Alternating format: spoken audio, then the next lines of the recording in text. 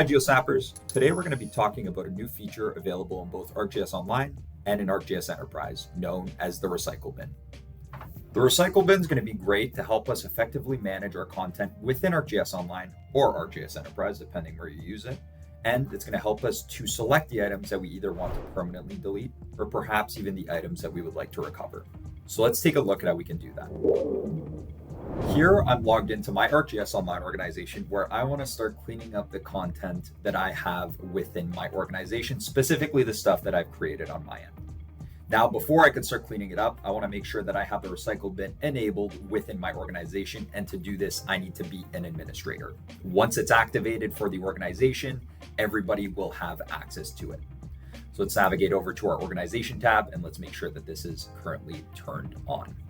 By selecting our organization tab underneath our settings, we can navigate over on the left-hand side to items. And if we scroll down here, we're going to see that the recycle bin is currently turned on and we are opted in.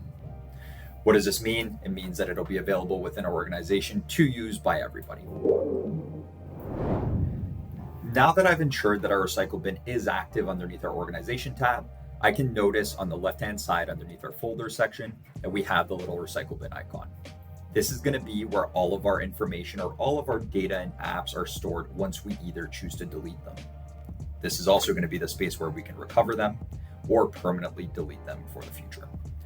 So scrolling through my content here, I can see I have various items, but I have this app at the top, this instant app embedded app that I would like to delete. So I'm going to go ahead and select to delete it. And automatically we can see here, it's set to be sent to my recycle bin. And it gives me a notification that automatically any item within the recycle bin will be permanently deleted after 14 days. So make sure you keep that in mind.